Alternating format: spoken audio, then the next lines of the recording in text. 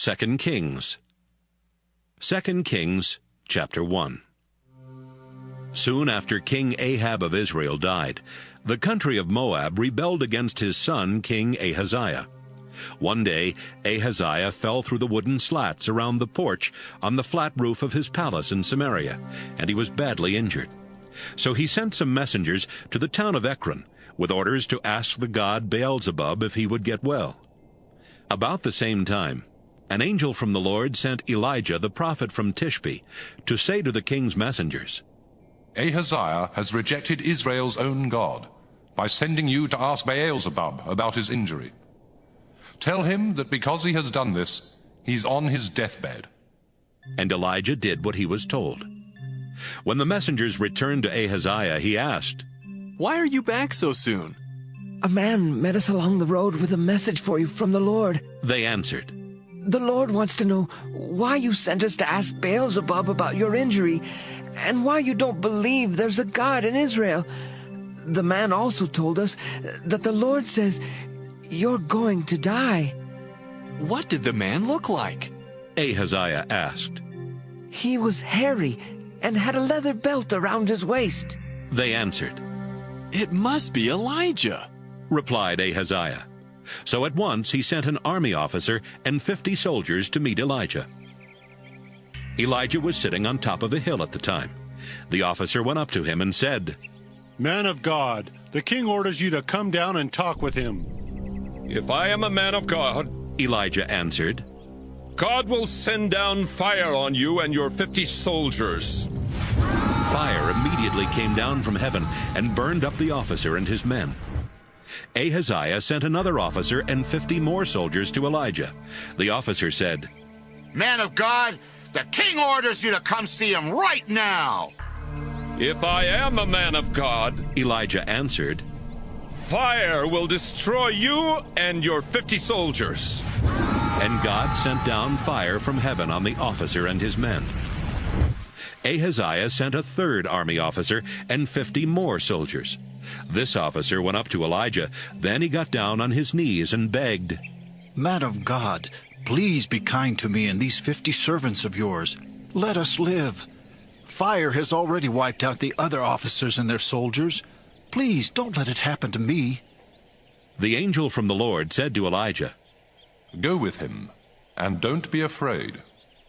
So Elijah got up and went with the officer. When Elijah arrived, he told Ahaziah, "The Lord wants to know why you sent messengers to Ekron to ask Beelzebub about your injury. Don't you believe there's a God in Israel? Ahaziah, because you did that, the Lord says you will die." Ahaziah died just as the Lord had said. But since Ahaziah had no sons, Joram his brother then became king. This happened in the 2nd year that Jehoram, son of Jehoshaphat, was king of Judah. Everything else Ahaziah did while he was king is written in the history of the kings of Israel. 2 Kings, chapter 2. Not long before the Lord took Elijah up into heaven in a strong wind, Elijah and Elisha were leaving Gilgal. Elijah said to Elisha, "The Lord wants me to go to Bethel, but you must stay here."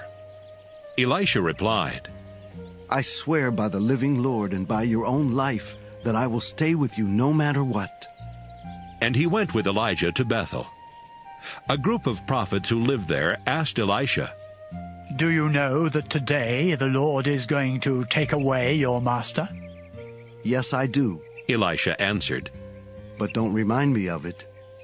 Elijah then said, "Elisha, now the Lord wants me to go to Jericho, but you must stay here." Elisha replied, "I swear by the living Lord and by your own life that I will stay with you no matter what." And he went with Elijah to Jericho. A group of prophets who lived there asked Elisha, "Do you know that today the Lord is going to take away your master?" "Yes, I do," Elisha answered. "But don't remind me of it."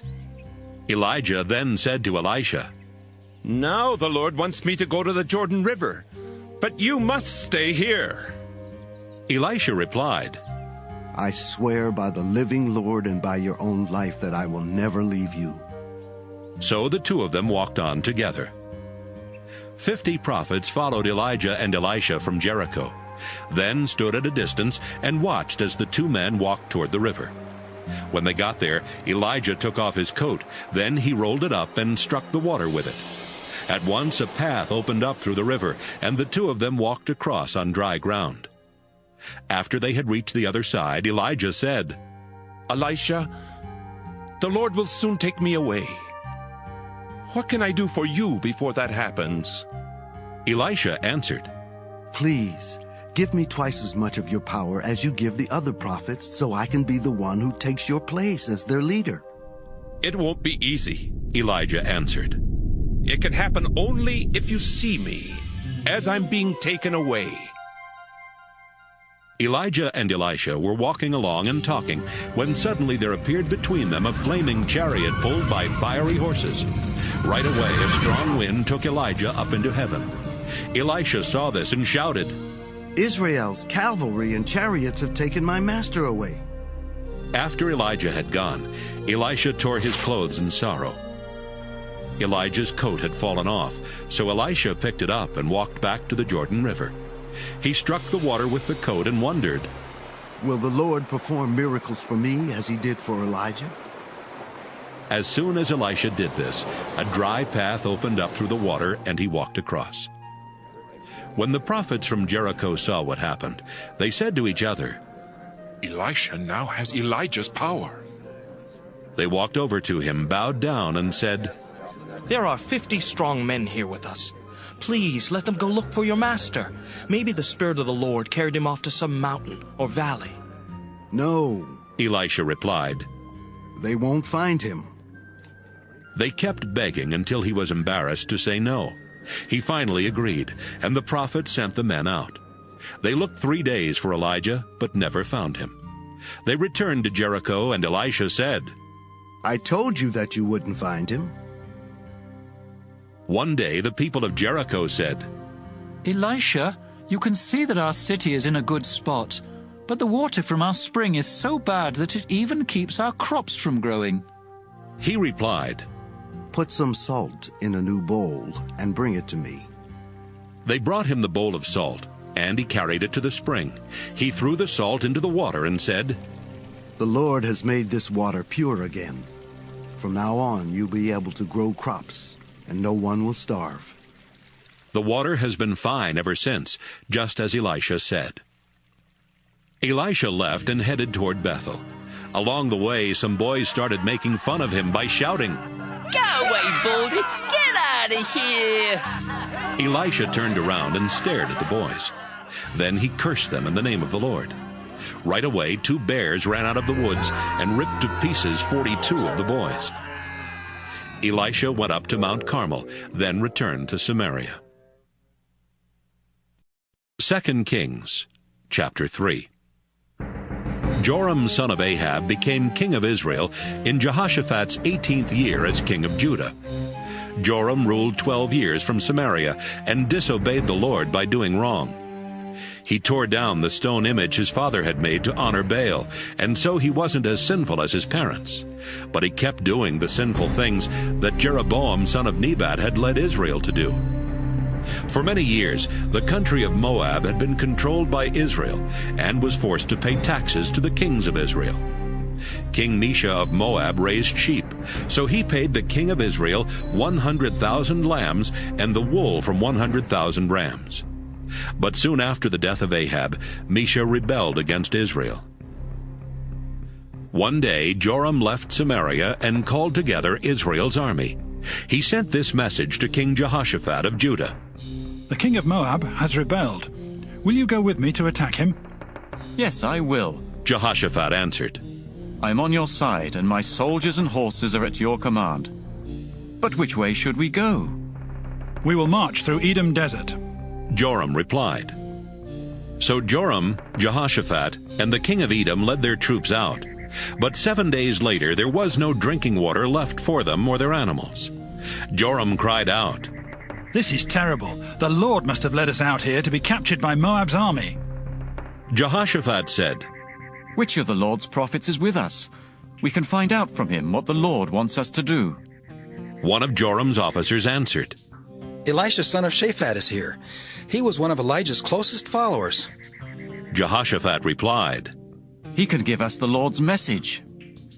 The three kings went over to Elisha, and he asked Joram, Why did you come to me?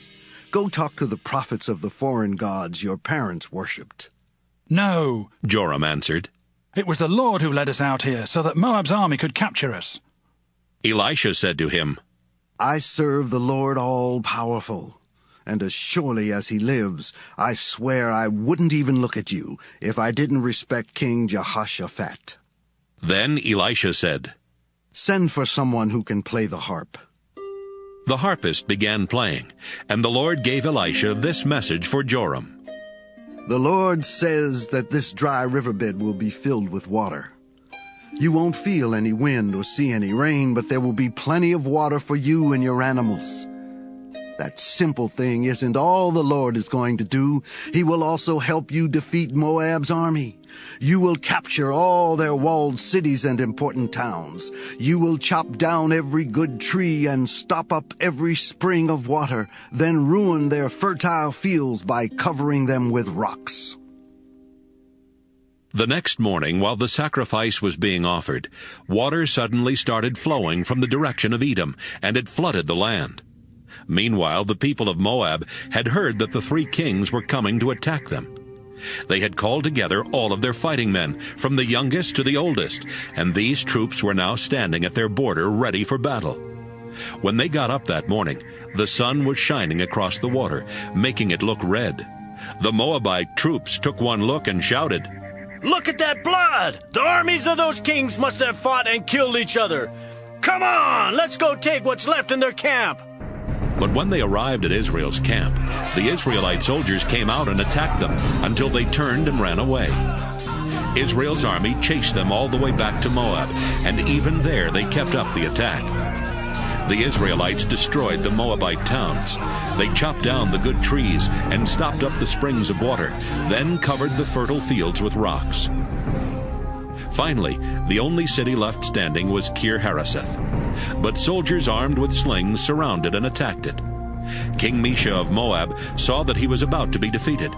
So he took along 700 soldiers with swords and tried to break through the front line where the Edomite troops were positioned. But he failed. He then grabbed his oldest son, who was to be the next king, and sacrificed him as an offering on the city wall. The Israelite troops were so horrified that they left the city and went back home. 2 Kings, chapter 4. One day the widow of one of the Lord's prophets said to Elisha, You know that before my husband died, he was a follower of yours and a worshipper of the Lord. But he owed a man some money, and now that man is on his way to take my 2 sons as his slaves. Maybe there's something I can do to help. Elisha said, What do you have in your house? Sir, I have nothing but a small bottle of olive oil. Elisha told her, Ask your neighbors for their empty jars, and after you've borrowed as many as you can, go home and shut the door behind you and your sons. Then begin filling the jars with oil, and set each one aside as you fill it. The woman left. Later, when she and her sons were back inside their house, the 2 sons brought her the jars, and she began filling them. At last she said to one of her sons, Bring me another jar. We don't have any more. He answered, and the oil stopped flowing from the small bottle. After she told Elisha what had happened, he said, Sell the oil, and use part of the money to pay what you owe the man. You and your sons can live on what is left. Once, while Elisha was in the town of Shunem, he met a rich woman who invited him to her home for dinner. After that, whenever he was in Shunem, he would have a meal there with her and her husband. Some time later, the woman said to her husband, I'm sure the man who comes here so often is a prophet of God.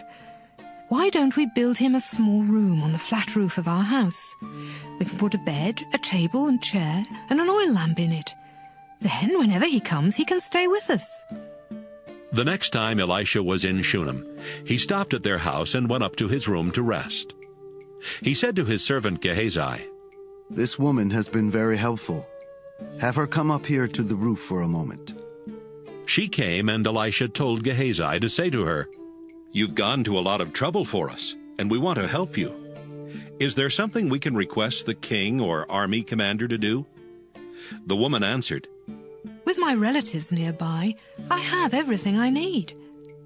"Then what can we do for her?" Elisha asked Gehazi. Gehazi replied, "I do know that her husband is old and that she doesn't have a son." "Ask her to come here again," Elisha told his servant. He called for her, and she came and stood in the doorway of Elisha's room. Elisha said to her, "Next year at this time, you'll be holding your own baby son in your arms."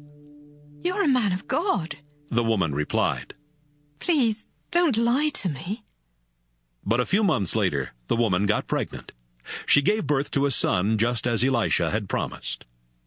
One day, while the boy was still young, he was out in the fields with his father, where the workers were harvesting the crops. Suddenly he shouted, "My head hurts! It hurts a lot!" "Carry him back to his mother," the father said to his servant. The servant picked up the boy and carried him to his mother. The boy lay on her lap all morning, and by noon he was dead. She carried him upstairs to Elisha's room and laid him across the bed. Then she walked out and shut the door behind her. The woman called to her husband. "I need to see the prophet. Let me use one of the donkeys. Send a servant along with me and let me leave now so I can get back quickly." "Why do you need to see him today?" her husband asked. "It's not the Sabbath or time for the new moon festival." "That's all right," she answered. She saddled the donkey and said to her servant, "Let's go, and don't slow down unless I tell you to." She left at once for Mount Carmel to talk with Elisha. When Elisha saw her coming, he said, "Gehazi, look, it's the woman from Shunem. Run and meet her, and ask her if everything is all right with her and her family." "Everything is fine," she answered Gehazi. But as soon as she got to the top of the mountain, she went over and grabbed Elisha by the feet. Gehazi started toward her to push her away when Elisha said, "Leave her alone.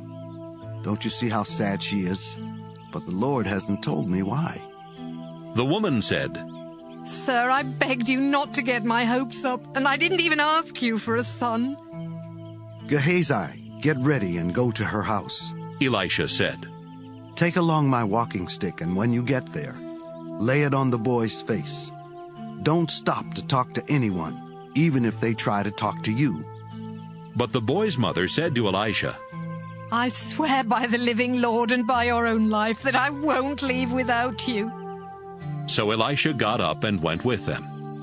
Gehazi ran on ahead and laid Elisha's walking stick on the boy's face, but the boy didn't move or make a sound. Gehazi ran back to Elisha and said, "The boy didn't wake up."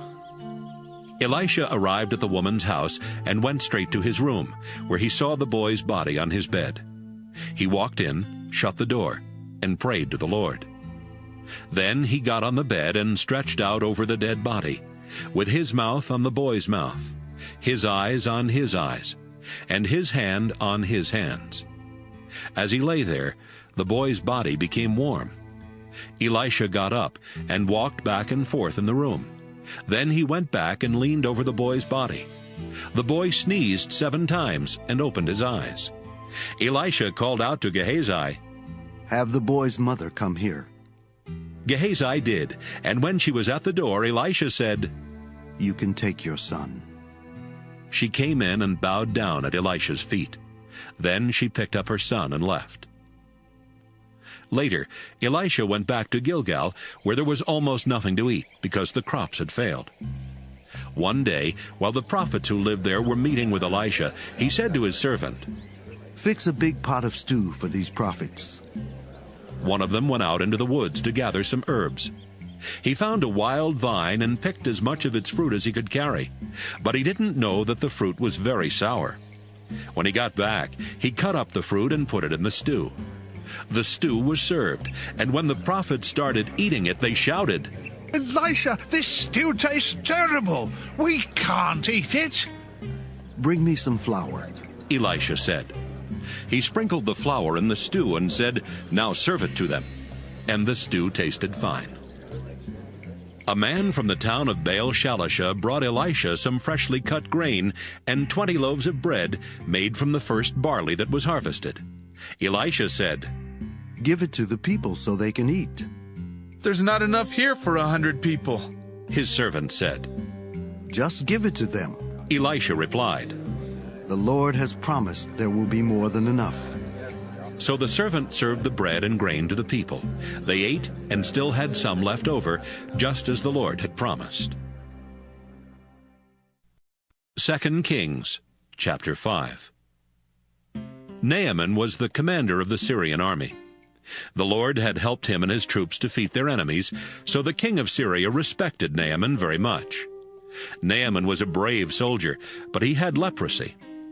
One day, while the Syrian troops were raiding Israel, they captured a girl, and she became a servant of Naaman's wife.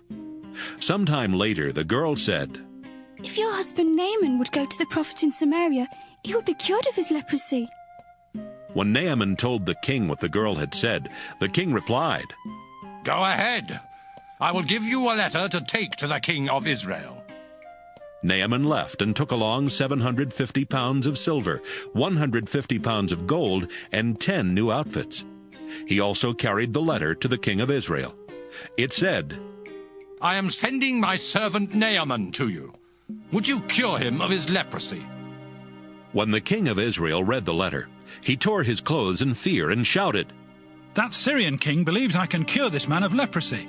Does he think I'm God with power over life and death? He must be trying to pick a fight with me." As soon as Elisha the prophet heard what had happened, he sent the Israelite king this message, "Why are you so afraid? Send the man to me, so that he will know there is a prophet in Israel." Naaman left with his horses and chariots and stopped at the door of Elisha's house. Elisha sent someone outside to say to him, "Go wash 7 times in the Jordan River. Then you will be completely cured." But Naaman stormed off, grumbling, "Why couldn't he come out and talk to me? I thought for sure he would stand in front of me and pray to the Lord his God, then wave his hand over my skin and cure me. What about the Abana River or the Pharpar River? Those rivers in Damascus are just as good as any river in Israel. I could have washed in them and been cured." His servants went over to him and said, "Sir, if the prophet had told you to do something difficult, you would have done it. So why don't you do what he said? Go wash and be cured." Naaman walked down to the Jordan. He waded out into the water and stooped down in it 7 times, just as Elisha had told him. Right away he was cured, and his skin became as smooth as a child's. Naaman and his officials went back to Elisha. Naaman stood in front of him and announced, "Now I know that the God of Israel is the only God in the whole world.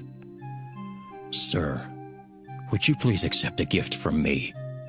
"I am a servant of the living Lord," Elisha answered, "and I swear that I will not take anything from you." Naaman kept begging, but Elisha kept refusing. Finally, Naaman said, "If you won't accept a gift, then please let me take home as much soil as 2 mules can pull in a wagon. Sir, from now on I will offer sacrifices only to the Lord. But I pray that the Lord will forgive me when I go into the temple of the god Rimmon and bow down there with the king of Syria." "Go on home, and don't worry about that," Elisha replied. Then Naaman left. After Naaman had gone only a short distance, Gehazi said to himself, "Elisha let that Syrian off too easy. He should have taken Naaman's gift. I swear by the living Lord that I will talk to Naaman myself and get something from him." So he hurried after Naaman. When Naaman saw Gehazi running after him, he got out of his chariot to meet him. Naaman asked, "Is everything all right?" "Yes," Gehazi answered. "But my master has sent me to tell you about 2 young prophets from the hills of Ephraim. They came asking for help, and now Elisha wants to know if you would give them about 75 pounds of silver and some new clothes." "Sure," Naaman replied. "But why don't you take twice that amount of silver?" He convinced Gehazi to take it all, then put the silver in 2 bags. He handed the bags and the clothes to his 2 servants, and they carried them for Gehazi. When they reached the hill where Gehazi lived, he took the bags from the servants and placed them in his house, then sent the men away. After they had gone, Gehazi went in and stood in front of Elisha, who asked, "Gehazi, where have you been?" "Nowhere, sir," Gehazi answered. Elisha asked, "Don't you know that my spirit was there when Naaman got out of his chariot to talk with you? Gehazi, you have no right to accept money or clothes, olive orchards, a vineyard, sheep or cattle or servants. Because of what you've done, Naaman's leprosy will now be on you and your descendants forever." Suddenly Gehazi's skin became white with leprosy, and he left. 2 Kings, chapter 6. One day the prophets said to Elisha, "The place where we meet with you is too small. Why don't we build a new meeting place near the Jordan River? Each of us could get some wood, then we could build it." "That's a good idea," Elisha replied. "Get started." "Aren't you going with us?" one of the prophets asked. "Yes, I'll go," Elisha answered, and he left with them. They went to the Jordan River and began chopping down trees. While one of the prophets was working, his axe head fell off and dropped into the water. "Oh!" he shouted. "Sir, I borrowed this axe." "Where did it fall in?" Elisha asked. The prophet pointed to the place, and Elisha cut a stick and threw it into the water at that spot. The axe head floated to the top of the water. "Now get it," Elisha told him, and the prophet reached in and grabbed it.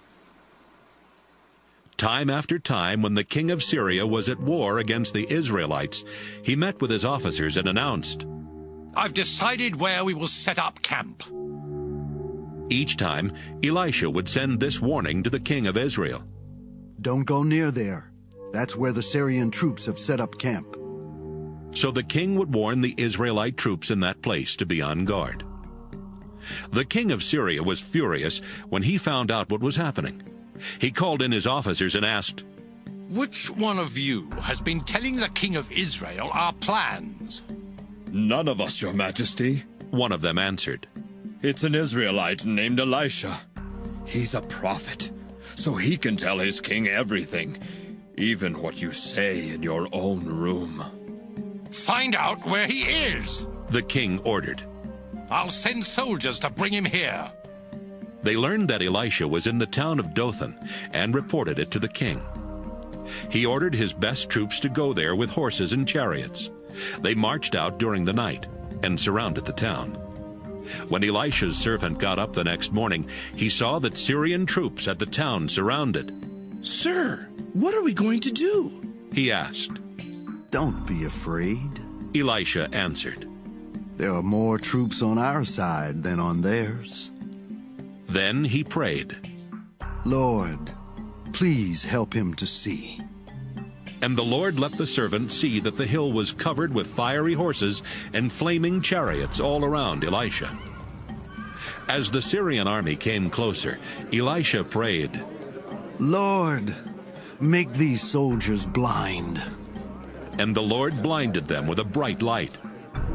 Elisha told the enemy troops, "You've taken the wrong road and are in the wrong town. Follow me. I'll lead you to the man you're looking for." Elisha led them straight to the capital city of Samaria. When all the soldiers were inside the city, Elisha prayed, "Lord, now let them see again." The Lord let them see that they were standing in the middle of Samaria. The king of Israel saw them and asked Elisha, "Should I kill them, sir?" "No," Elisha answered. "You didn't capture these troops in battle, so you have no right to kill them. Instead, give them something to eat and drink, and let them return to their leader." The king ordered a huge meal to be prepared for Syria's army, and when they finished eating, he let them go. For a while, the Syrian troops stopped invading Israel's territory. Sometime later, King Ben-Hadad of Syria called his entire army together. Then they marched to Samaria and attacked. They kept up the attack until there was nothing to eat in the city. In fact, a donkey's head cost about 2 pounds of silver, and a small bowl of pigeon droppings cost about 2 ounces of silver. One day, as the king of Israel was walking along the top of the city wall, a woman shouted to him, "Please, Your Majesty, help me." "Let the Lord help you," the king said. "Do you think I have grain or wine to give you?" Then he asked, "What's the matter anyway?" The woman answered, "Another woman and I were so hungry that we agreed to eat our sons. She said if we ate my son one day, we could eat hers the next day. So yesterday we cooked my son and ate him. But today, when I went to her house to eat her son, she had hidden him." The king tore off his clothes in sorrow, and since he was on top of the city wall, the people saw that he was wearing sackcloth underneath. He said, "I pray that God will punish me terribly if Elisha's head is still on his shoulders by this time tomorrow."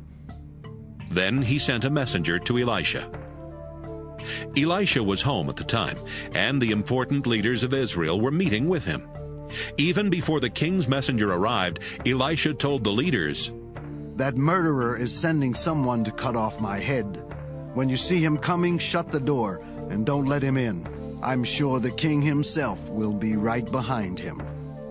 Before Elisha finished talking, the messenger came up and said, "The Lord has made all these terrible things happen to us.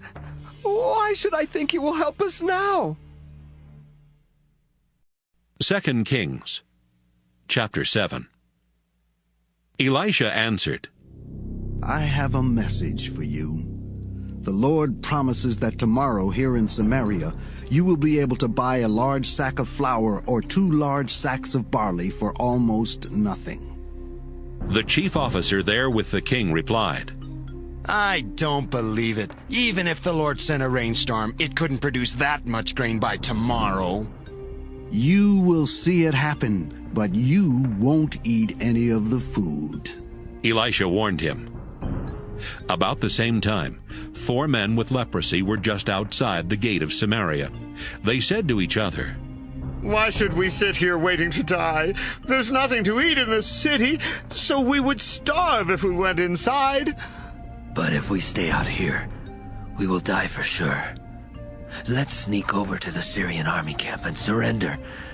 They might kill us, but they might not." That evening, the 4 men got up and left for the Syrian camp. As they walked toward the camp, the Lord caused the Syrian troops to hear what sounded like the roar of a huge cavalry. The soldiers said to each other, "Listen, the king of Israel must have hired Hittite and Egyptian troops to attack us. Let's get out of here." So they ran out of their camp that night, leaving their tents and horses and donkeys. When the 4 men with leprosy reached the edge of the Syrian camp, no one was there. They walked into one of the tents, where they ate and drank before carrying off clothes as well as silver and gold. They hid all this, then walked into another tent. They took what they wanted and hid it too. They said to each other, "This isn't right. Today is a day to celebrate, and we haven't told anyone else what has happened. If we wait until morning, we'll be punished. Let's go to the king's palace right now and tell the good news." They went back to Samaria and shouted up to the guards at the gate, "We've just come from the Syrian army camp, and all the soldiers are gone. The tents are empty, and the horses and donkeys are still tied up. We didn't see or hear anybody." The guards reported the news to the king's palace. The king got out of bed and said to his officers, "I know what those Syrians are doing. They know we're starving, so they're hiding in the fields, hoping we will go out to look for food. When we do, they can capture us and take over our city." One of his officers replied, "We have a few horses left. Why don't we let some men take 5 of them and go down to the Syrian camp and see what's happening? We're going to die anyway, like those who have already died."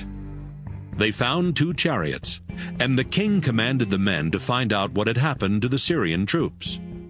The men rode as far as the Jordan River.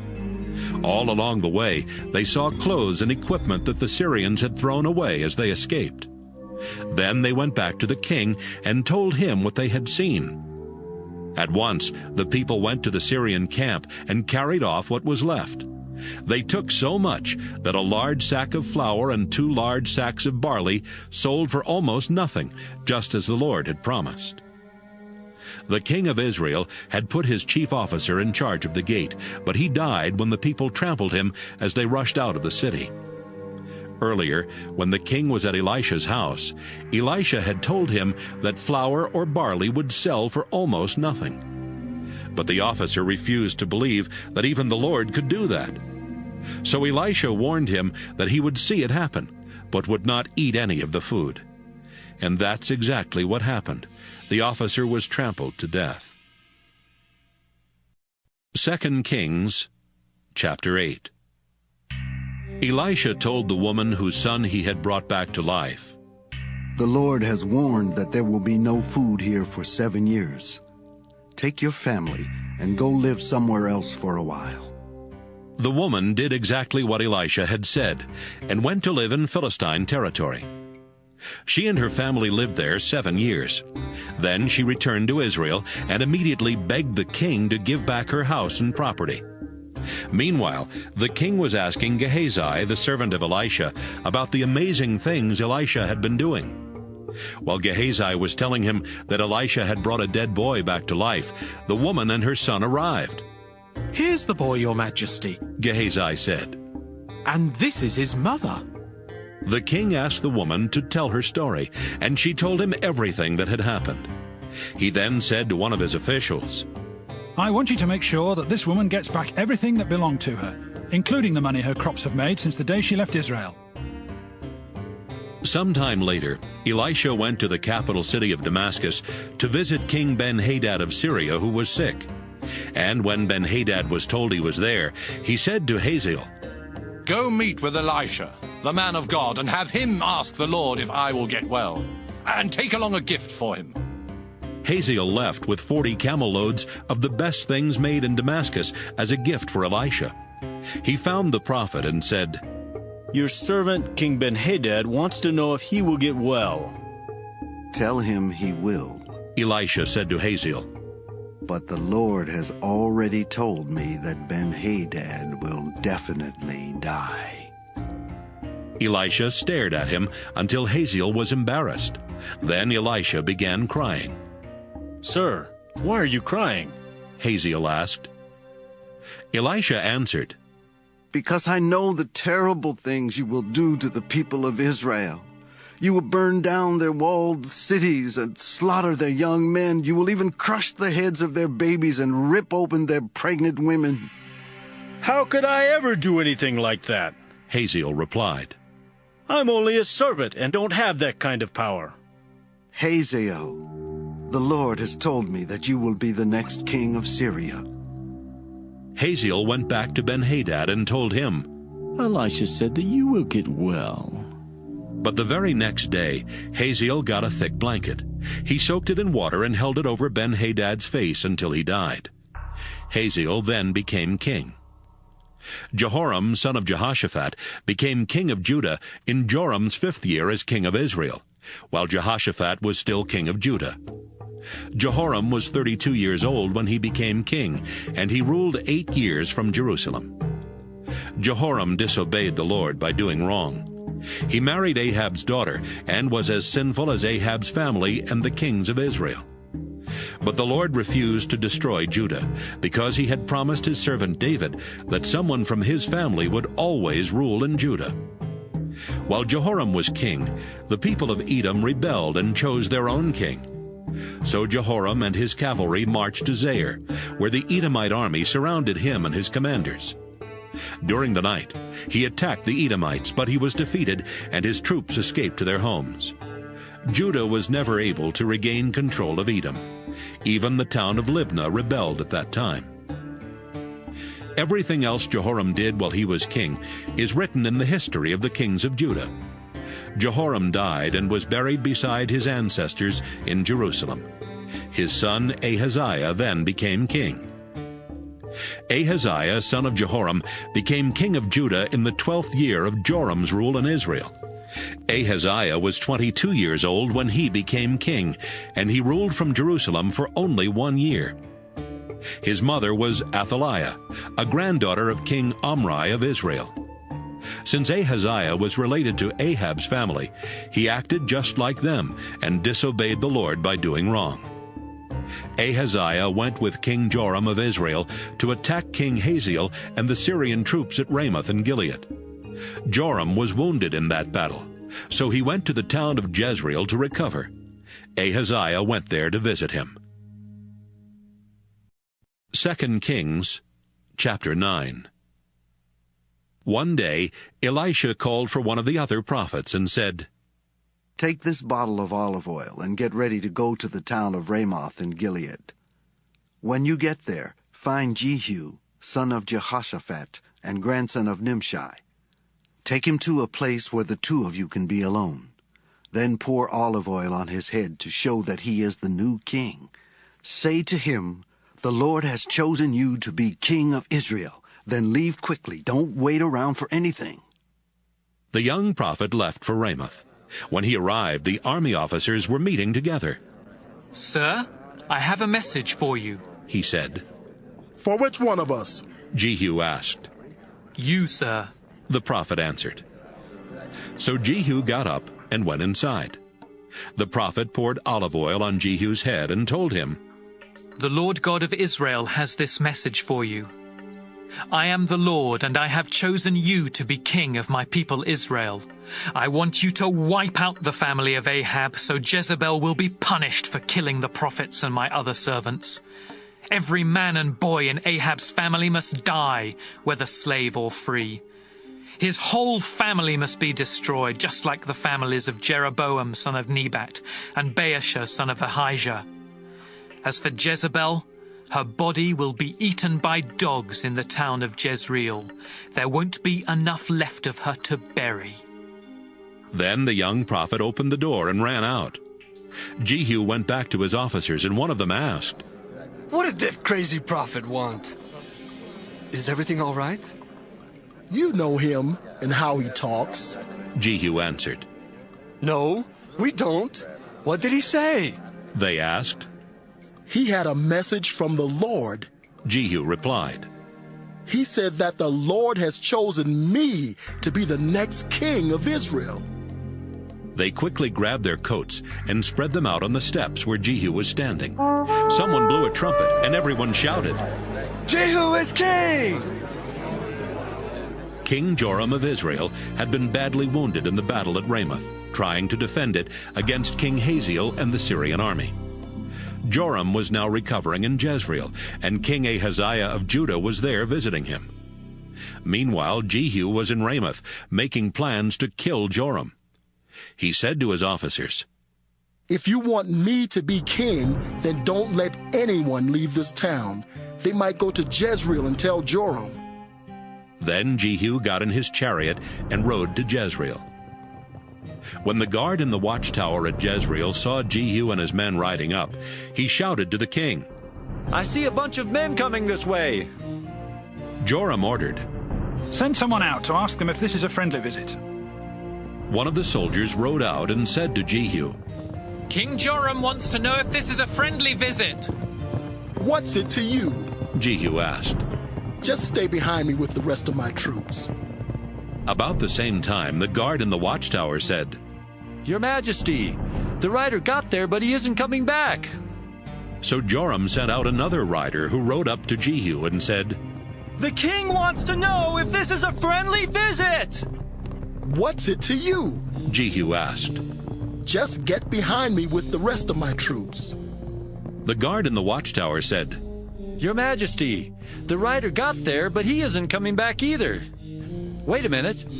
That one man is a reckless chariot driver. It must be Jehu." Joram commanded, "Get my chariot ready." Then he and Ahaziah got in their chariots and rode out to meet Jehu. They all met on the land that had belonged to Naboth. Joram asked, Jehu, is this a peaceful visit? How can there be peace? Jehu asked.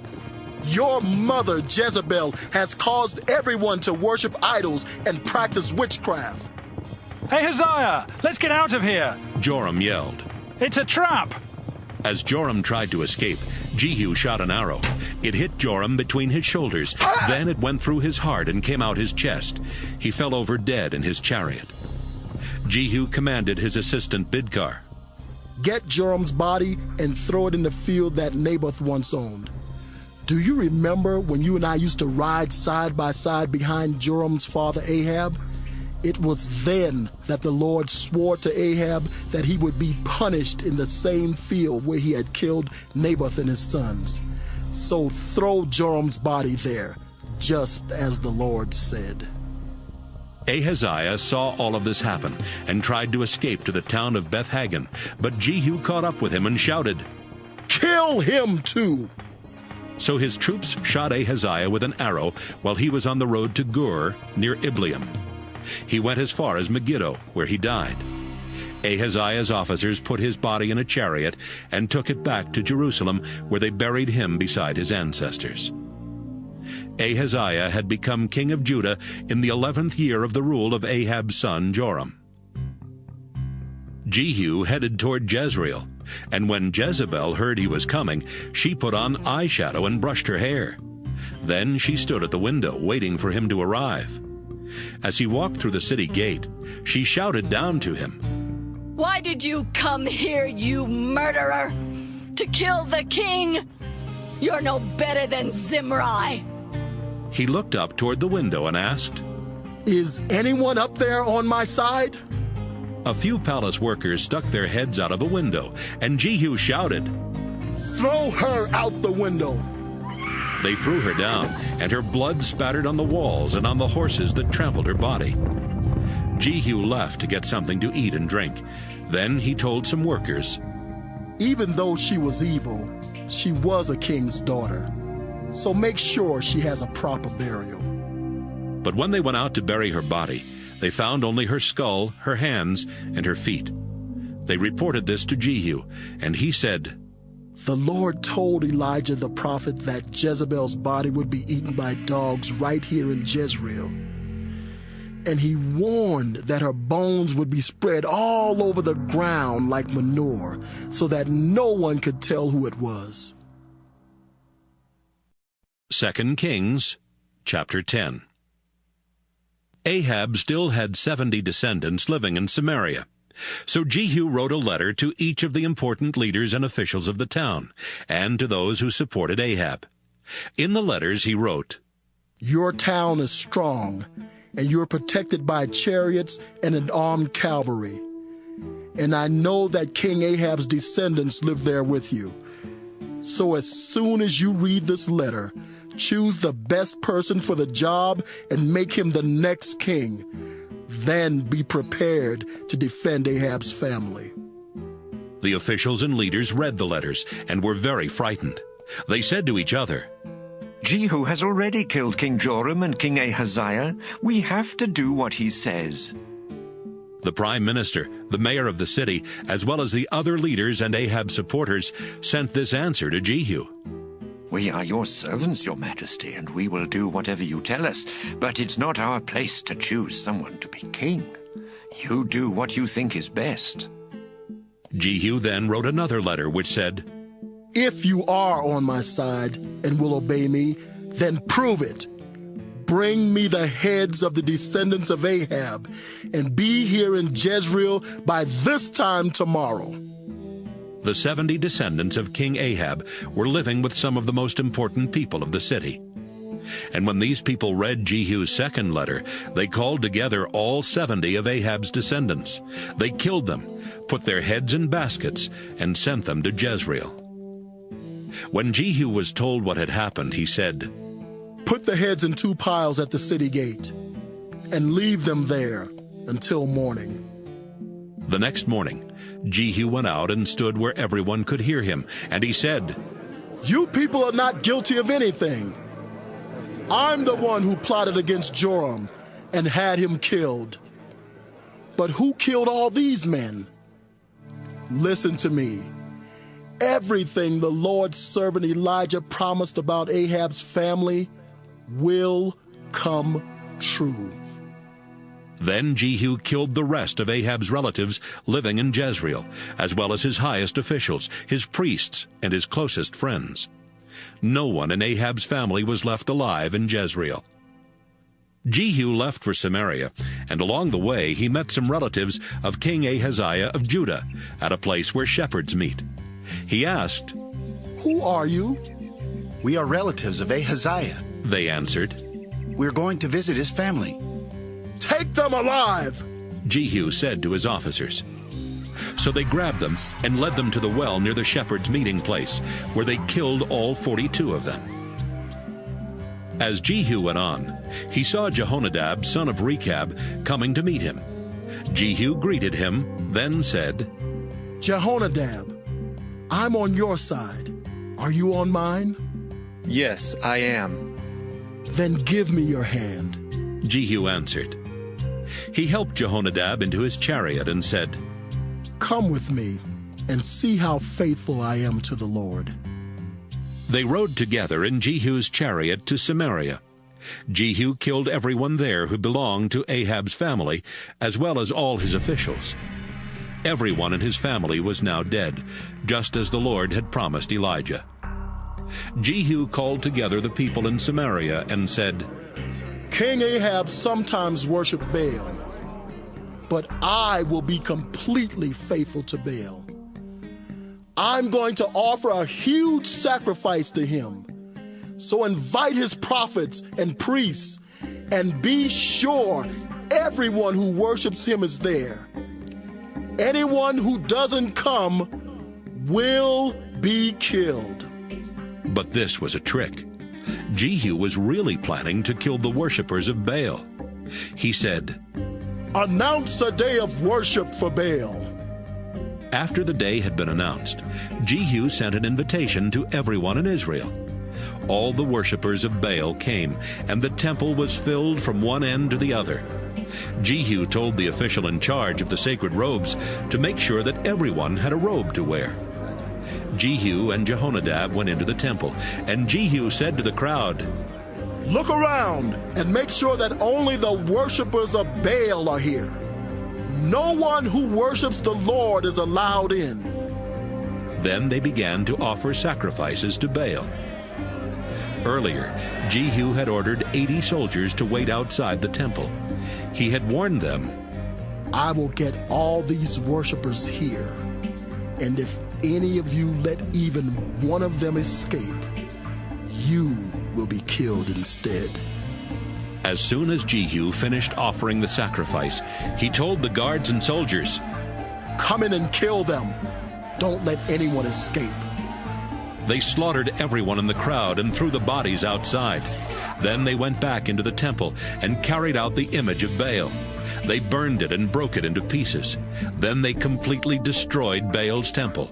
And since that time, it's been nothing but a public toilet. That's how Jehu stopped the worship of Baal in Israel. But he did not stop the worship of the gold statues of calves at Dan and Bethel that Jeroboam had made for the people to worship. Later the Lord said, "Jehu, you have done right by destroying Ahab's entire family, just as I had planned. So I will make sure that the next 4 kings of Israel will come from your own family." But Jehu did not completely obey the commands of the Lord God of Israel.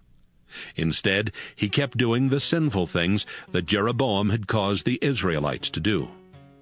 In those days, the Lord began to reduce the size of Israel's territory. King Hazael of Syria defeated the Israelites and took control of the regions of Gilead and Bashan, east of the Jordan River, and north of the town of Aroer, near the Arnon River. This was the land where the tribes of Gad, Reuben, and Manasseh had once lived. Everything else Jehu did while he was king, including his brave deeds, is written in the history of the kings of Israel. Jehu died and was buried in Samaria, and his son Jehoahaz became king. Jehu had ruled Israel 28 years from Samaria. 2 Kings, chapter 11. As soon as Athaliah heard that her son King Ahaziah was dead, she decided to kill any relative who could possibly become king. She would have done that, but Jehosheba rescued Joash, son of Ahaziah, just as he was about to be murdered. Jehosheba, who was Jehoram's daughter and Ahaziah's half-sister, hid her nephew Joash and his personal servant in a bedroom in the Lord's temple, where he was safe from Athaliah. Joash hid in the temple with Jehosheba for 6 years, while Athaliah ruled as queen of Judah. Joash, son of Ahaziah, had hidden in the Lord's temple 6 years. Then in the 7th year, Jehoiada the priest sent for the commanders of the king's special bodyguards and the commanders of the palace guards. They met him at the temple, and he asked them to make a promise in the name of the Lord. Then he brought out Joash and said to them, "Here's what I want you to do. 3 of your guard units will be on duty on the Sabbath. I want 1 unit to guard the palace. Another unit will guard Surgate, and the 3rd unit will guard the palace gate and relieve the palace guards. The other 2 guard units are supposed to be off duty on the Sabbath, but I want both of them to stay here at the temple and protect King Joash. Make sure they follow him wherever he goes, and have them keep their swords ready to kill anyone who tries to get near him." The commanders followed Jehoiada's orders. Each one called together his guards, those coming on duty and those going off duty. Jehoiada brought out the swords and shields that had belonged to King David and gave them to the commanders. Then they gave the weapons to their guards, who took their positions around the temple and the altar to protect Joash on every side. Jehoiada brought Joash outside, where he placed the crown on his head and gave him a copy of instructions for ruling the nation. Olive oil was poured on his head to show that he was now king, while the crowd clapped and shouted, "Long live the king!" Queen Athaliah heard the crowd and went to the temple. There she saw Joash standing by one of the columns, which was the usual place for the king. The singers and the trumpet players were standing next to him, and the people were celebrating and blowing trumpets. Athaliah tore her clothes in anger and shouted, "You betrayed me!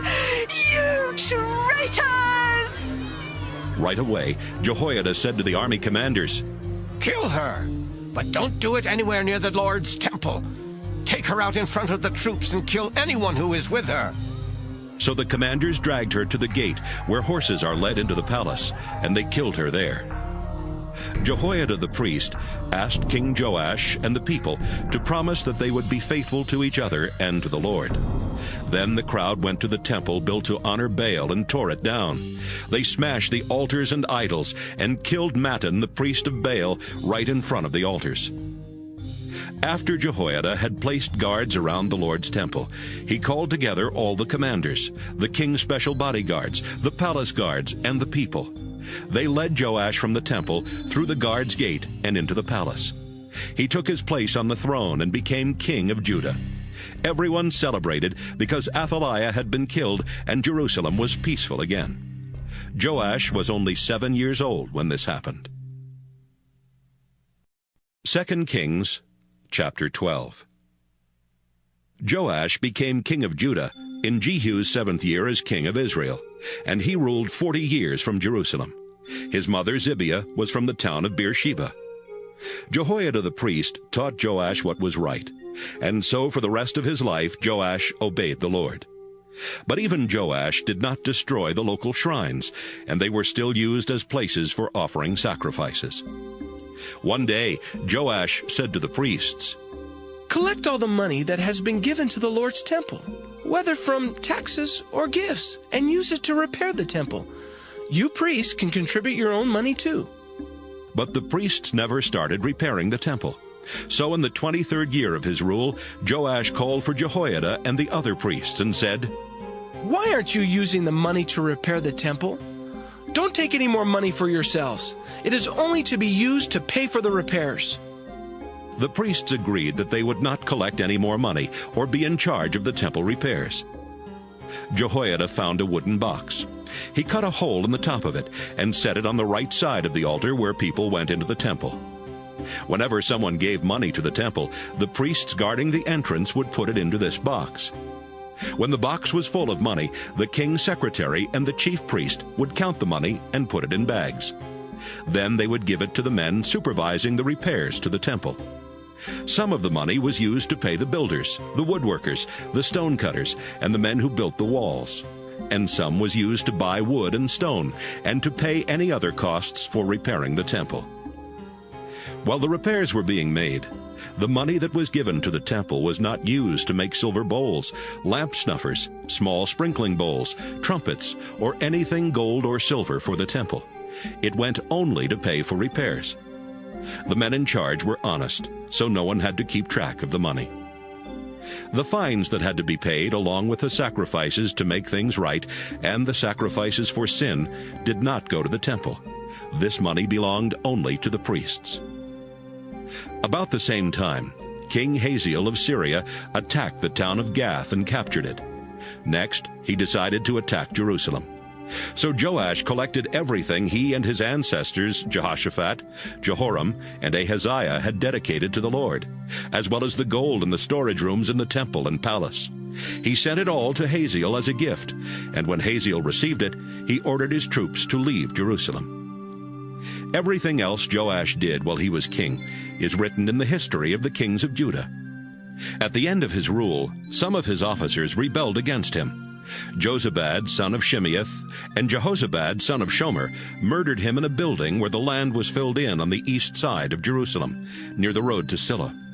Joash was buried beside his ancestors in Jerusalem, and his son Amaziah became king. 2 Kings, chapter 13. Jehoahaz, son of Jehu, became king of Israel in the 23rd year of Joash's rule in Judah. Jehoahaz ruled 17 years from Samaria and disobeyed the Lord by doing wrong.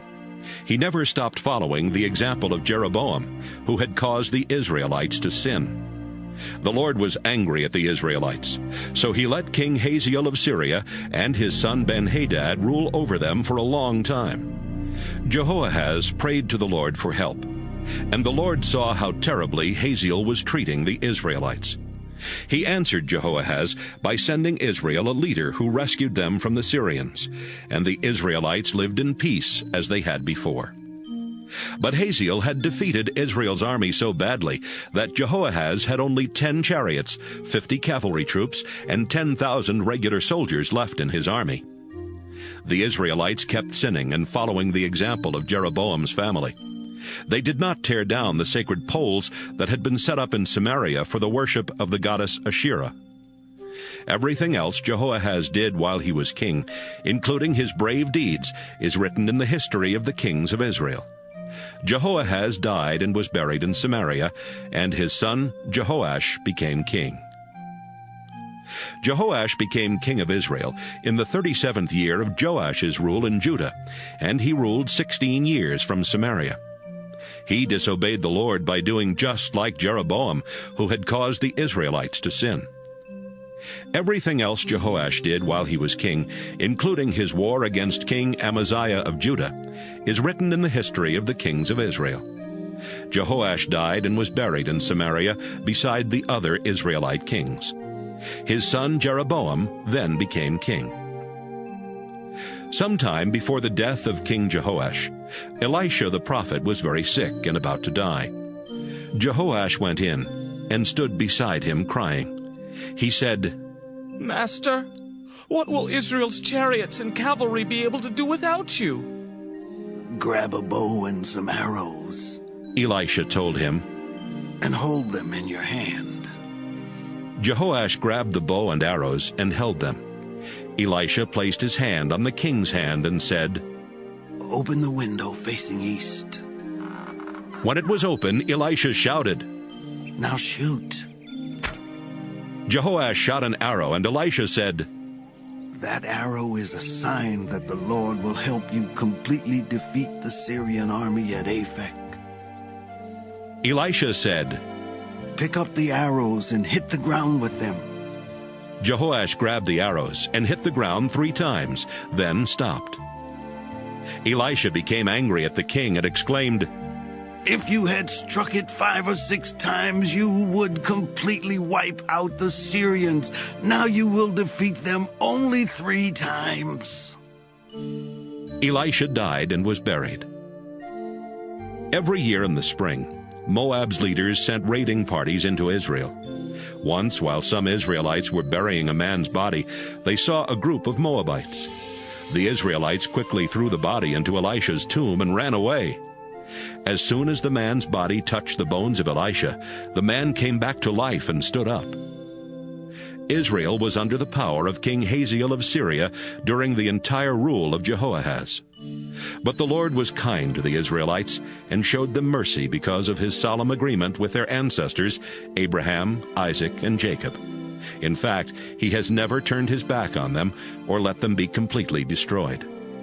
Hazael died, and his son Ben-Hadad then became king of Syria. King Jehoash of Israel attacked and defeated the Syrian army 3 times. He took back from Ben-Hadad all the towns Hazael had captured in battle from his father Jehoahaz. 2 Kings, chapter 14. Amaziah, son of Joash, became king of Judah in the 2nd year of Jehoash's rule in Israel. Amaziah was 25 years old when he became king, and he ruled 29 years from Jerusalem, which was also the hometown of his mother Jehoaddan. Amaziah followed the example of his father Joash by obeying the Lord and doing right. But he was not as faithful as his ancestor David. Amaziah did not destroy the local shrines, and they were still used as places for offering sacrifices. As soon as Amaziah had control of Israel, he arrested and killed the officers who had murdered his father. But the children of those officers were not killed. The Lord had commanded in the law of Moses that only the people who sinned were to be punished, not their parents or children. While Amaziah was king, he killed 10,000 Edomite soldiers in Salt Valley. He captured the town of Selah and renamed it Joktheel, which is still its name. One day, Amaziah sent a message to King Jehoash of Israel. "Come out and face me in battle." Jehoash sent back this reply. Once upon a time, a small thorn bush in Lebanon announced that his son was going to marry the daughter of a large cedar tree. But a wild animal came along and trampled the small bush. Amaziah, you think you're so powerful because you defeated Edom. Go ahead and celebrate, but stay at home. If you cause any trouble, both you and your kingdom of Judah will be destroyed. But Amaziah refused to listen. So Jehoash and his troops marched to the town of Beth-Shemesh in Judah to attack Amaziah and his troops. During the battle, Judah's army was crushed.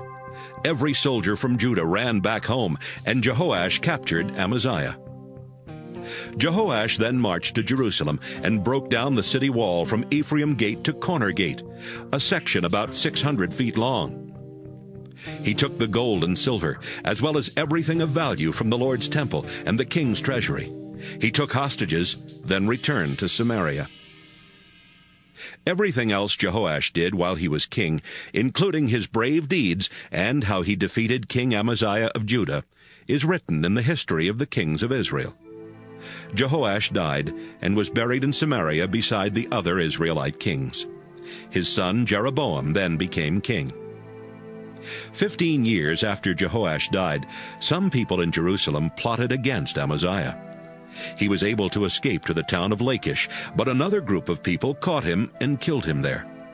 His body was taken back to Jerusalem on horseback and buried beside his ancestors. Everything else Amaziah did while he was king is written in the history of the kings of Judah. After his death, the people of Judah made his son Azariah king, even though he was only 16 at the time. Azariah was the one who later recaptured and rebuilt the town of Elath. Jeroboam, son of Jehoash, became king of Israel in the 15th year of Amaziah's rule in Judah. Jeroboam ruled 41 years from Samaria. He disobeyed the Lord by following the evil example of Jeroboam, son of Nebat, who had caused the Israelites to sin.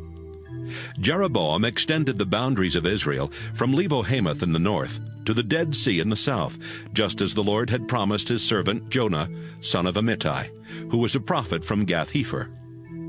The Lord helped Jeroboam do this because he had seen how terribly the Israelites were suffering, whether slave or free, and no one was left to help them. And since the Lord had promised that he would not let Israel be completely destroyed, he helped Jeroboam rescue them. Everything else Jeroboam did while he was king, including his brave deeds and how he recaptured the towns of Damascus and Hamath, is written in the history of the kings of Israel. Jeroboam died and was buried, and his son Zechariah became king. 2 Kings, chapter 15. Azariah, son of Amaziah, became king of Judah in Jeroboam's 27th year as king of Israel. He was only 16 years old when he became king, and he ruled 52 years from Jerusalem, which was also the hometown of his mother, Jecholiah. Azariah obeyed the Lord by doing right, as his father Amaziah had done. But Azariah did not destroy the local shrines, and they were still used as places for offering sacrifices. The Lord punished Azariah with leprosy for the rest of his life. He wasn't allowed to live in the royal palace, so his son Jotham lived there and ruled in his place. Everything else Azariah did while he was king is written in the history of the kings of Judah. Azariah died and was buried beside his ancestors in Jerusalem. His son Jotham then became king. Zechariah, son of Jeroboam, became king of Israel in the 38th year of Azariah's rule in Judah, but he ruled only 6 months from Samaria. Like his ancestors, Zechariah disobeyed the Lord by following the evil ways of Jeroboam, son of Nebat, who had caused the Israelites to sin. Shallum, son of Jabesh, plotted against Zechariah and killed him in public. Shallum then became king. So the Lord had kept his promise to Jehu that the next 4 kings of Israel would come from his family. Everything else Zechariah did while he was king is written in the history of the kings of Israel. Shallum became king of Israel in the 39th year of Azariah's rule in Judah. But only 1 month after Shallum became king, Menahem, son of Gadai, came to Samaria from Tirzah and killed him. Menahem then became king. The town of Tiphsah would not surrender to him, so he destroyed it and all the surrounding towns as far as Tirzah. He killed everyone living in Tiphsah, and with his sword he even ripped open pregnant women. Everything else Shallum did while he was king, including his plot against Zechariah, is written in the history of the kings of Israel. Menahem became king of Israel in Azariah's 39th year as king of Judah, and he ruled Israel 10 years from Samaria. He constantly disobeyed the Lord by following the example of Jeroboam, son of Nebat, who had caused the Israelites to sin. During Menahem's rule, King Tiglath-Pileser of Assyria invaded Israel.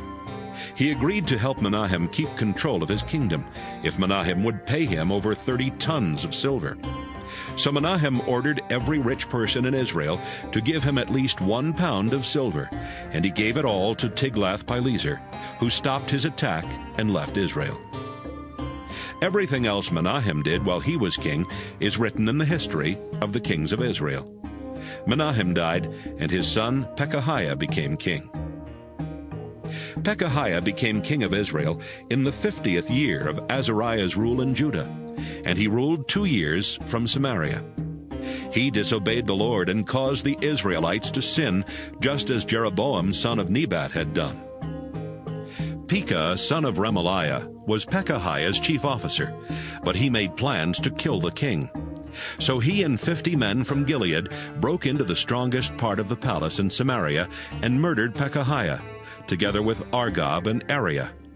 Pekah then became king. Everything else Pekahiah did while he was king is written in the history of the kings of Israel. Pekah, son of Remaliah, became king of Israel in Azariah's 52nd year as king of Judah, and he ruled 20 years from Samaria. He disobeyed the Lord and followed the evil example of Jeroboam, son of Nebat, who had caused the Israelites to sin. During Pekah's rule, King Tiglath-Pileser of Assyria marched into Israel. He captured the territories of Gilead and Galilee, including the towns of Ijon, Abel-Beth-Maachah, Genoa, Kedesh, and Hazor, as well as the entire territory of Naphtali. Then he took Israelites from those regions to Assyria as prisoners.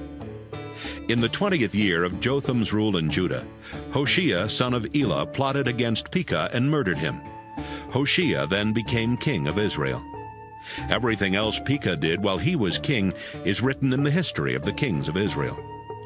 Jotham son of Azariah became king of Judah in the 2nd year of Pekah's rule in Israel. Jotham was 25 years old when he became king, and he ruled 16 years from Jerusalem. His mother Jerusha was the daughter of Zadok. Jotham followed the example of his father by obeying the Lord and doing right. It was Jotham who rebuilt the upper gate that led into the court around the Lord's temple. But the local shrines were not destroyed, and they were still used as places for offering sacrifices. Everything else Jotham did while he was king is written in the history of the kings of Judah. During his rule, the Lord let King Rezin of Syria and King Pekah of Israel start attacking Judah. Jotham died and was buried beside his ancestors in Jerusalem, and his son Ahaz became king. 2 Kings, chapter 16. Ahaz, son of Jotham, became king of Judah in the 17th year of Pekah's rule in Israel. He was 20 years old at the time, and he ruled from Jerusalem for 16 years. Ahaz wasn't like his ancestor David. Instead, he disobeyed the Lord and was even more sinful than the kings of Israel. He sacrificed his own son, which was a disgusting custom of the nations that the Lord had forced out of Israel. Ahaz offered sacrifices at the local shrines, as well as on every hill and in the shade of large trees. While Ahaz was ruling Judah, the king of Edom recaptured the town of Elath from Judah and forced out the people of Judah. Edomites then moved into Elath, and they still live there. About the same time, King Rezin of Syria and King Pekah of Israel marched to Jerusalem and attacked, but they could not capture it.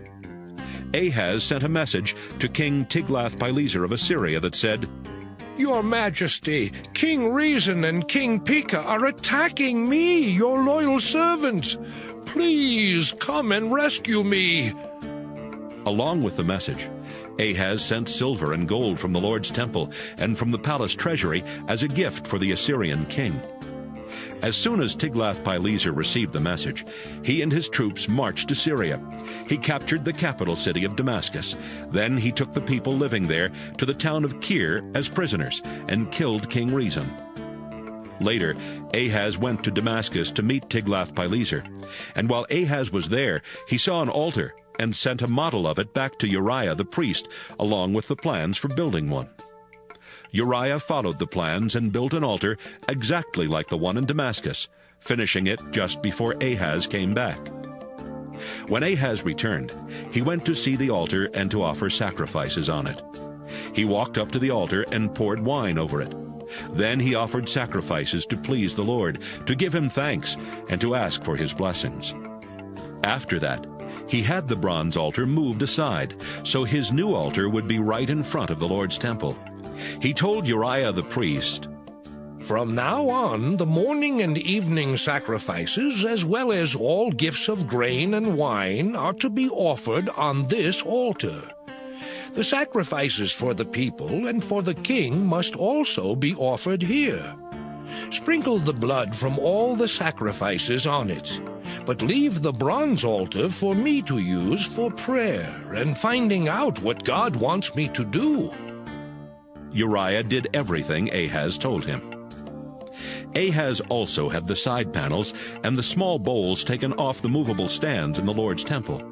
He had the large bronze bowl called the sea removed from the bronze bowls on which it rested, and had it placed on a stand made of stone. He took down the special tent that was used for worship on the Sabbath, and closed up the private entrance that the kings of Judah used for going into the temple. He did all these things to please Tiglath-Pileser. Everything else Ahaz did while he was king is written in the history of the kings of Judah. Ahaz died and was buried beside his ancestors in Jerusalem, and his son Hezekiah became king. 2 Kings, chapter 17. Hoshea, son of Elah, became king of Israel in the 12th year of Ahaz's rule in Judah, and he ruled 9 years from Samaria. Hoshea disobeyed the Lord and sinned, but not as much as the earlier Israelite kings had done. During Hoshea's rule, King Shalmaneser of Assyria invaded Israel. He took control of the country and made Hoshea pay taxes. But later, Hoshea refused to pay the taxes and asked King So of Egypt to help him rebel. When Shalmaneser found out, he arrested Hoshea and put him in prison. Shalmaneser invaded Israel and attacked the city of Samaria for 3 years before capturing it in the 9th year of Hoshea's rule. The Assyrian king took the Israelites away to Assyria as prisoners. He forced some of them to live in the town of Halah, others to live near the Habor River in the territory of Gozan, and still others to live in towns where the Median people lived. All of this happened because the people of Israel had sinned against the Lord their God, who had rescued them from Egypt, where they had been slaves. They worshipped foreign gods, followed the customs of the nations that the Lord had forced out of Israel, and were just as sinful as the Israelite kings. Even worse, the Israelites tried to hide their sins from the Lord their God. They built their own local shrines everywhere in Israel, from small towns to large walled cities. They also built stone images of foreign gods and set up sacred poles for the worship of Asherah on every hill and under every shady tree. They offered sacrifices at the shrines, just as the foreign nations had done before the Lord forced them out of Israel. They did sinful things that made the Lord very angry. Even though the Lord had commanded the Israelites not to worship idols, they did it anyway. So the Lord made sure that every prophet warned Israel and Judah with these words: I, the Lord, command you to stop doing sinful things and start obeying my laws and teachings. I gave them to your ancestors, and I told my servants the prophets to repeat them to you. But the Israelites would not listen. They were as stubborn as their ancestors, who had refused to worship the Lord their God. They ignored the Lord's warnings and commands, and they rejected the solemn agreement he had made with their ancestors. They worshipped worthless idols and became worthless themselves. The Lord had told the Israelites not to do the things that the foreign nations around them were doing, but Israel became just like them. The people of Israel disobeyed all the commands of the Lord their God. They made 2 gold statues of calves and set up a sacred pole for Asherah. They also worshipped the stars and the god Baal. They used magic and witchcraft, and even sacrificed their own children. The Israelites were determined to do whatever the Lord hated. The Lord became so furious with the people of Israel that he allowed them to be carried away as prisoners. Only the people living in Judah were left, but they also disobeyed the Lord's commands and acted like the Israelites. So the Lord turned his back on everyone in Israel and Judah and let them be punished and defeated until no one was left. Earlier, when the Lord took the northern tribes away from David's family, the people living in northern Israel chose Jeroboam, son of Nebat, as their king. Jeroboam caused the Israelites to sin and to stop worshiping the Lord. The people kept on sinning like Jeroboam until the Lord got rid of them, just as he had warned his servants the prophets. That's why the people of Israel were taken away as prisoners to Assyria, and that's where they remained. The king of Assyria took people who were living in the cities of Babylon, Cutha, Ava, Hamath, and Sepharvaim, and forced them to move to Israel. They took over the towns where the Israelites had lived, including the capital city of Samaria. At first these people did not worship the Lord, so he sent lions to attack them, and the lions killed some of them. A messenger told the king of Assyria, The people you moved to Israel don't know how to worship the God of that country, so he sent lions that have attacked and killed some of them. The king replied, Get one of the Israelite priests we brought here and send him back to Israel. He can live there and teach them about the God of that country. One of the Israelite priests was chosen to go back to Israel. He lived in Bethel and taught the people how to worship the Lord. But in towns all over Israel, the different groups of people made statues of their own gods. Then they placed these idols in local Israelite shrines. The people from Babylonia made the god Succoth-Benoth. Those from Cutha made the god Nergal. Those from Hamath made Ashima. Those from Ava made Nibhaz and Tartak. And the people from Sepharvaim sacrificed their children to their own gods, Adramelech and Anamelech. They worshipped their own gods, just as they had before they were taken away to Israel. They also worshipped the Lord, but they chose their own people to be priests at the shrines.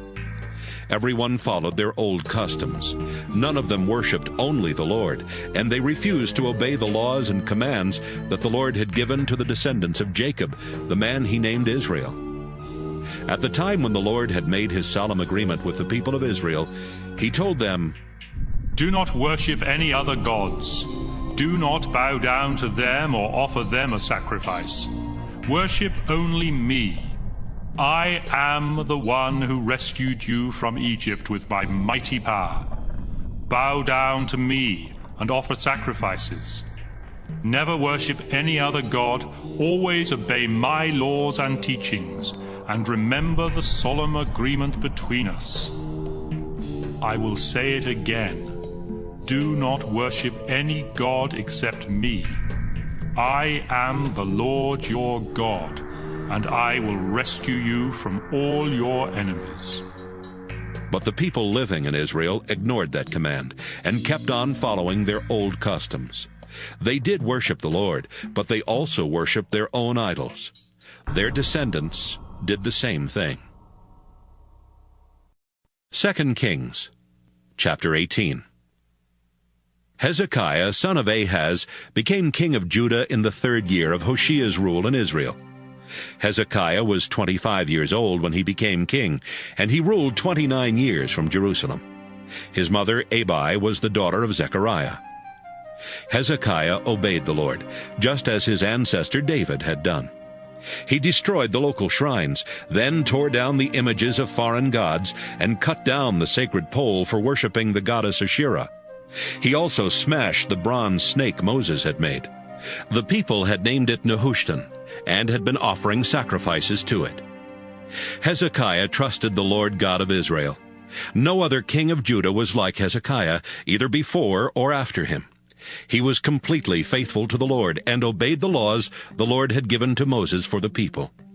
The Lord helped Hezekiah, so he was successful in everything he did.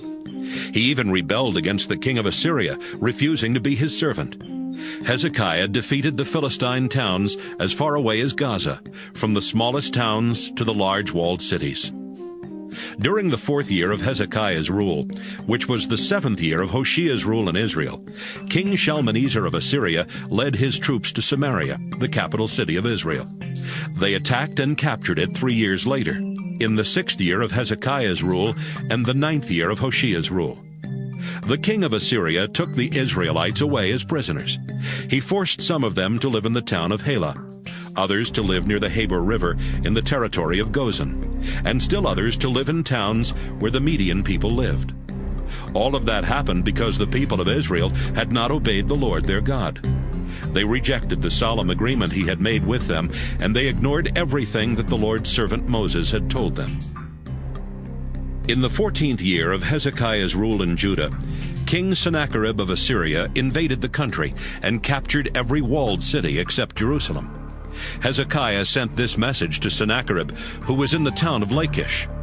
"I know I am guilty of rebellion, but I will pay you whatever you want if you stop your attack." Sennacherib told Hezekiah to pay about 11 tons of silver and almost a ton of gold. So Hezekiah collected all the silver from the Lord's temple and the royal treasury. He even stripped the gold that he had used to cover the doors and doorposts in the temple. He gave it all to Sennacherib. The king of Assyria ordered his 3 highest military officers to leave Lachish and take a large army to Jerusalem. When they arrived, the officers stood on the road near the clothmakers' shops along the canal from the upper pool. They called out to Hezekiah, and 3 of his highest officials came out to meet them. One of them was Hilkiah's son Eliakim, who was the prime minister. The other 2 were Shebna, assistant to the prime minister, and Joah, son of Asaph, keeper of the government records. One of the Assyrian commanders told them, "I have a message for Hezekiah from the great king of Assyria. Ask Hezekiah why he feels so sure of himself. Does he think he can plan and win a war with nothing but words? Who is going to help him now that he has turned against the king of Assyria? Is he depending on Egypt and its king? That's the same as leaning on a broken stick, and it will go right through his hand. Is Hezekiah now depending on the Lord your God? Didn't Hezekiah tear down all except one of the Lord's altars and places of worship? Didn't he tell the people of Jerusalem and Judah to worship at that one place? The king of Assyria wants to make a bet with you people. He will give you 2,000 horses if you have enough troops to ride them. How could you even defeat our lowest-ranking officer when you have to depend on Egypt for chariots and cavalry? Don't forget that it was the Lord who sent me here with orders to destroy your nation. Eliakim, Shebna, and Joah said, Sir, we don't want the people listening from the city wall to understand what you are saying, so please speak to us in Aramaic instead of Hebrew. The Assyrian army commander answered, My king sent me to speak to everyone, not just to you leaders. These people will soon have to eat their own body waste and drink their own urine. And so will the three of you. Then, in a voice loud enough for everyone to hear, he shouted in Hebrew, Listen to what the great king of Assyria says. Don't be fooled by Hezekiah. He can't save you. Don't trust him when he tells you that the Lord will protect you from the king of Assyria. Stop listening to Hezekiah. Pay attention to my king. Surrender to him. He will let you keep your own vineyards, fig trees, and cisterns for a while. Then he will come and take you away to a country just like yours, where you can plant vineyards, raise your own grain, and have plenty of olive oil and honey. Believe me, you won't starve there. Hezekiah claims the Lord will save you, but don't be fooled by him. Were any other gods able to defend their land against the king of Assyria? What happened to the gods of Hamath and Arpad? What about the gods of Sepharvaim, Henna, and Ivah? Were the gods of Samaria able to protect their land against the Assyrian forces? None of these gods kept their people safe from the king of Assyria. Do you think the Lord your God can do any better? Eliakim, Shebna, and Joah had been warned by King Hezekiah not to answer the Assyrian commander. So they tore their clothes in sorrow and reported to Hezekiah everything the commander had said. 2 Kings, chapter 19. As soon as Hezekiah heard the news, he tore off his clothes in sorrow and put on sackcloth. Then he went into the temple of the Lord. He told Prime Minister Eliakim, Assistant Prime Minister Shebna, and the senior priests to dress in sackcloth and tell the prophet Isaiah, These are difficult and disgraceful times. Our nation is like a woman too weak to give birth when it's time for her baby to be born. Please pray for those of us who are left alive. The king of Assyria sent his army commander to insult the living God. Perhaps the Lord heard what he said and will do something if you will pray. When the leaders went to Isaiah, he told them that the Lord had this message for Hezekiah. I am the Lord. Don't worry about the insulting things that have been said about me by these messengers from the king of Assyria.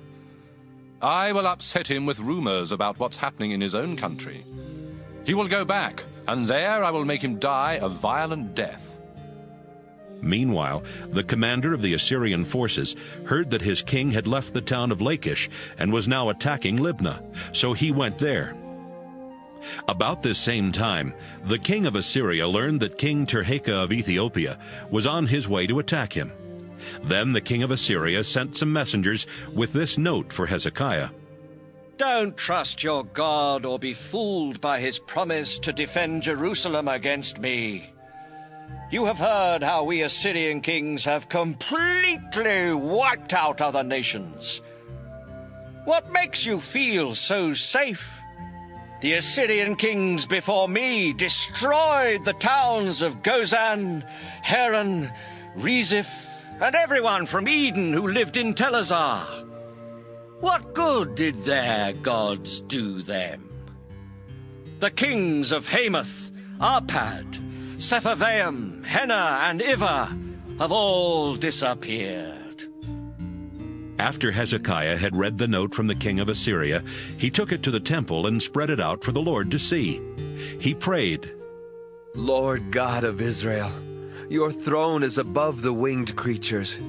You created the heavens and the earth, and you alone rule the kingdoms of this world. But just look how Sennacherib has insulted you, the living God. It is true, our Lord, that Assyrian kings have turned nations into deserts. They destroyed the idols of wood and stone that the people of those nations have made and worshipped. But you are our Lord and our God. We ask you to keep us safe from the Assyrian king. Then everyone in every kingdom on earth will know that you are the only God. Isaiah went to Hezekiah and told him that the Lord God of Israel had said, Hezekiah, I heard your prayer about King Sennacherib of Assyria. Now this is what I say to that king. The people of Jerusalem hate and make fun of you. They laugh behind your back. Sennacherib, you cursed, shouted, and sneered at me, the holy God of Israel. You let your officials insult me, the Lord. And here is what you have said about yourself. I led my chariots to the highest heights of Lebanon's mountains. I went deep into its forests, cutting down the best cedar and cypress trees. I dried up every stream in the land of Egypt, and I drank water from wells I had dug. Sennacherib, now listen to me, the Lord. I planned all this long ago. And you don't even realize that I alone am the one who decided that you would do these things. I let you make ruins of fortified cities. Their people became weak, terribly confused. They were like wild flowers or tender young grass growing on a flat roof, scorched before it matures. I know all about you, even how fiercely angry you are with me. I have seen your pride and the tremendous hatred you have for me. Now I will put a hook in your nose, a bit in your mouth. Then I will send you back to where you came from. Hezekiah, I will tell you what's going to happen. This year you will eat crops that grow on their own, and the next year you will eat whatever springs up where those crops grew. But the third year you will plant grain and vineyards, and you will eat what you harvest. Those who survive in Judah will be like a vine that puts down deep roots and bears fruit. I, the Lord all-powerful, will see to it that some who live in Jerusalem will survive. I promise that the king of Assyria won't get into Jerusalem, or shoot an arrow into the city, or even surround it and prepare to attack. As surely as I am the Lord, he will return by the way he came and will never enter Jerusalem. I will protect it for myself and for my servant David. That same night, the Lord sent an angel to the camp of the Assyrians, and he killed 185,000 of them. And so the next morning the camp was full of dead bodies. After this, King Sennacherib went back to Assyria and lived in the city of Nineveh. One day he was worshipping in the temple of his god Nisroch, when his sons Adramelech and Sharezer killed him with their swords. They escaped to the land of Ararat, and his son Esarhaddon became king. 2 Kings, chapter 20. About this time, Hezekiah got sick and was almost dead. Isaiah the prophet went in and told him, The Lord says, you won't ever get well. You are going to die, so you had better start doing what needs to be done. Hezekiah turned toward the wall and prayed, Don't forget that I have been faithful to you, Lord. I have obeyed you with all my heart, and I do whatever you say is right. After this he cried hard. Before Isaiah got to the middle court of the palace, the Lord sent him back to Hezekiah with this message. Hezekiah, you are the ruler of my people, and I am the Lord God who was worshipped by your ancestor David. I heard you pray, and I saw you cry. I will heal you, so that 3 days from now you will be able to worship in my temple. I will let you live 15 years more while I protect you and your city from the king of Assyria. I will defend this city as an honor to me and to my servant David." Then Isaiah said to the king's servants, "Bring some mashed figs and place them on the king's open sore. He will then get well." Hezekiah asked Isaiah, "Can you prove that the Lord will heal me, so that I can worship in his temple in 3 days?" Isaiah replied, "The Lord will prove to you that he will keep his promise. Will the shadow made by the setting sun on the stairway go forward 10 steps or back 10 steps?" "It's normal for the sun to go forward," Hezekiah answered. "But how can it go back?" Isaiah prayed, and the Lord made the shadow go back 10 steps on the stairway built for King Ahaz. Merodach-Baladan, the son of Baladan, was now king of Babylonia. And when he learned that Hezekiah had been sick, he sent messengers with letters and a gift for him. Hezekiah welcomed the messengers and showed them all the silver, the gold, the spices, and the fine oils that were in his storehouse. He even showed them where he kept his weapons. Nothing in his palace or in his entire kingdom was kept hidden from them. Isaiah asked Hezekiah, "Where did these men come from? What did they want?" "They came all the way from Babylonia," Hezekiah answered. "What did you show them?" Isaiah asked. Hezekiah answered, "I showed them everything in my kingdom." Then Isaiah told Hezekiah, "I have a message for you from the Lord. One day, everything you and your ancestors have stored up will be taken to Babylonia. The Lord has promised that nothing will be left. Some of your own sons will be taken to Babylonia, where they will be disgraced and made to serve in the king's palace." Hezekiah thought, "At least our nation will be at peace for a while." So he told Isaiah, "The message you brought me from the Lord is good." Everything else Hezekiah did while he was king, including how he made the upper pool and tunnel to bring water into Jerusalem, is written in the history of the kings of Judah. Hezekiah died, and his son Manasseh became king. 2 Kings, chapter 21. Manasseh was 12 years old when he became king of Judah, and he ruled 55 years from Jerusalem. His mother was Hephzibah. Manasseh disobeyed the Lord by following the disgusting customs of the nations that the Lord had forced out of Israel. He rebuilt the local shrines that his father Hezekiah had torn down. He built altars for the god Baal and set up a sacred pole for worshiping the goddess Asherah, just as King Ahab of Israel had done. And he faithfully worshipped the stars in heaven. In the temple, where only the Lord was supposed to be worshipped, Manasseh built altars for pagan gods and for the stars. He placed these altars in both courts of the temple and even set up the pole for Asherah there. Manasseh practiced magic and witchcraft. He asked fortune-tellers for advice and sacrificed his own son. He did many sinful things and made the Lord very angry. Years ago, the Lord had told David and his son Solomon, "Jerusalem is the place I prefer above all others in Israel. It belongs to me, and there I will be worshipped forever. If my people will faithfully obey all the commands in the law of my servant Moses, I will never make them leave the land I gave to their ancestors." But the people of Judah disobeyed the Lord. They listened to Manasseh and did even more sinful things than the nations the Lord had wiped out. One day, the Lord said to some of his prophets, "King Manasseh has done more disgusting things than the Amorites, and he has led my people to sin by forcing them to worship his idols. Now I, the Lord God of Israel, will destroy both Jerusalem and Judah. People will hear about it, but won't believe it. Jerusalem is as sinful as Ahab and the people of Samaria were. So I will wipe out Jerusalem and be done with it, just as someone wipes water off a plate and turns it over to dry. I will even get rid of my people who survive. They will be defeated and robbed by their enemies.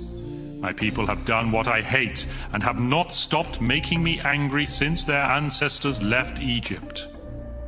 Manasseh was guilty of causing the people of Judah to sin and disobey the Lord.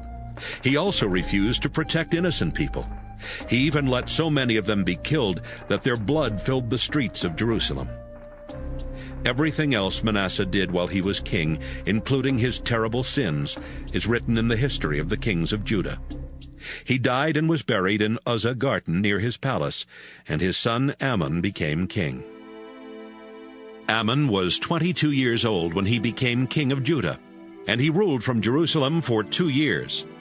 His mother, Meshullemeth, was the daughter of Harus from Jotbah. Amon disobeyed the Lord, just as his father Manasseh had done.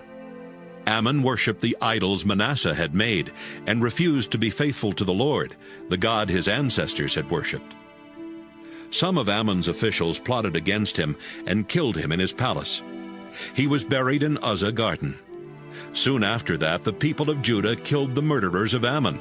Then they made his son Josiah king. Everything else Ammon did while he was king is written in the history of the kings of Judah. 2 Kings, chapter 22. Josiah was 8 years old when he became king of Judah, and he ruled 31 years from Jerusalem. His mother Jedidah was the daughter of Adiah from Bozkath. Josiah always obeyed the Lord, just as his ancestor David had done. After Josiah had been king for 18 years, he told Shaphan, one of his highest officials, "Go to the Lord's temple and ask Hilkiah the high priest to collect from the guards all the money that the people have donated. Have Hilkiah give it to the men supervising the repairs to the temple. They can use some of the money to pay the workers, and with the rest of it they can buy wood and stone for the repair work. They are honest, so he won't ask them to keep track of the money." While Shaphan was at the temple, Hilkiah handed him a book and said, "Look what I found here in the temple, the book of God's law."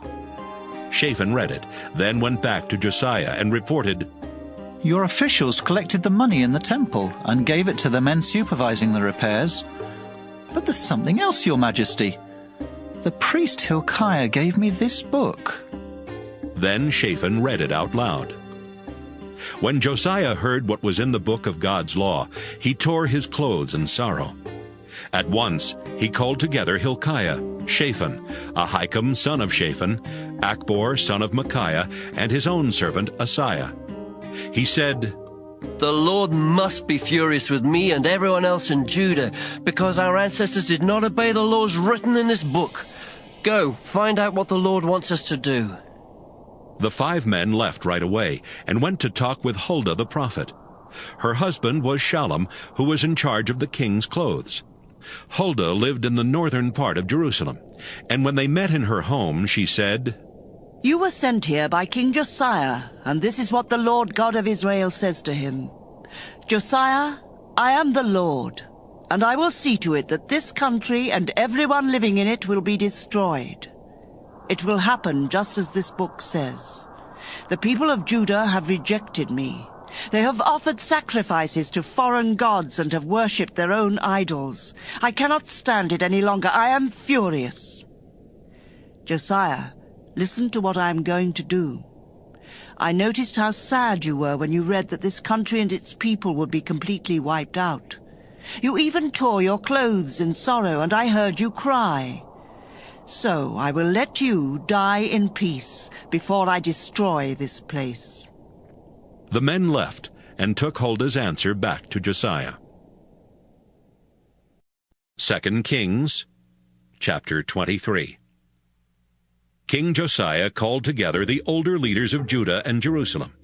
Then he went to the Lord's temple, together with the people of Judah and Jerusalem, the priests and the prophets. Finally, when everybody was there, he read aloud the book of God's law that had been found in the temple. After Josiah had finished reading, he stood by one of the columns.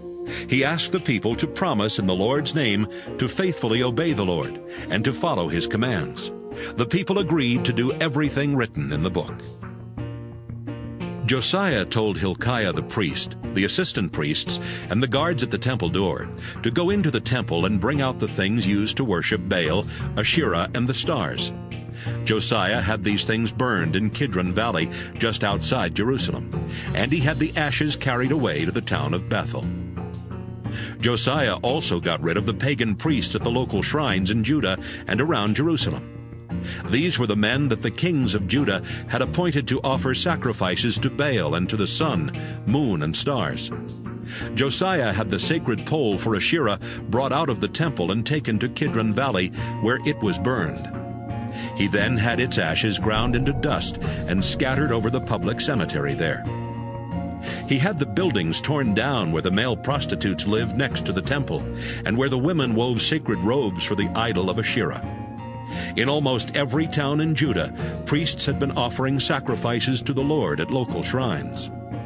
Josiah brought these priests to Jerusalem and had their shrines made unfit for worship, every shrine from Geba just north of Jerusalem to Beersheba in the south.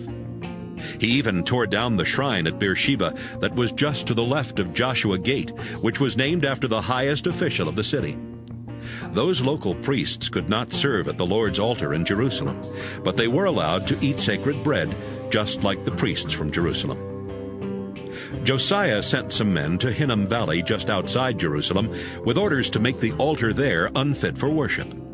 That way people could no longer use it for sacrificing their children to the god Molech. He also got rid of the horses that the kings of Judah used in their ceremonies to worship the sun, and he destroyed the chariots along with them. The horses had been kept near the entrance to the Lord's temple, in a courtyard close to where an official named Nathan-Melech lived. Some of the kings of Judah, especially Manasseh, had built altars in the two courts of the temple and in the room that Ahaz had built on the palace roof. Josiah had these altars torn down and smashed to pieces, and he had the pieces thrown into Kidron Valley just outside Jerusalem.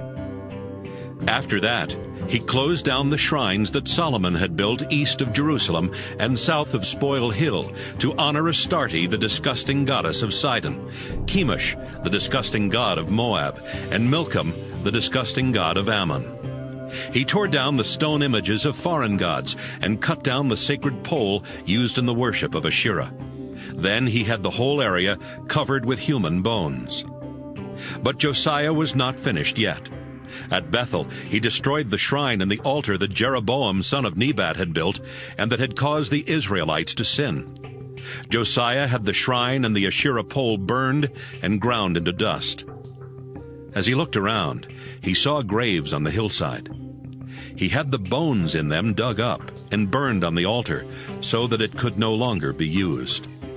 This happened just as God's prophet had said when Jeroboam was standing at the altar celebrating a festival.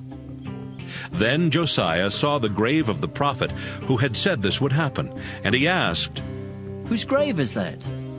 Some people who lived nearby answered, "It belongs to the prophet from Judah who told what would happen to this altar." Josiah replied, "Then leave it alone. Don't dig up his bones." So they did not disturb his bones, or the bones of the old prophet from Israel, who had also been buried there.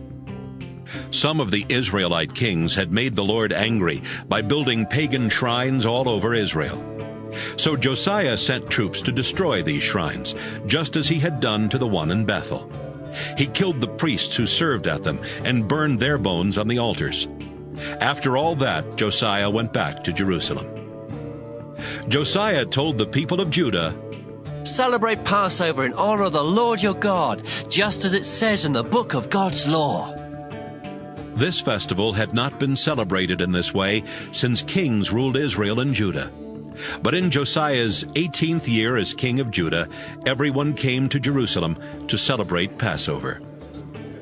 Josiah got rid of every disgusting person and thing in Judah and Jerusalem, including magicians, fortune-tellers, and idols.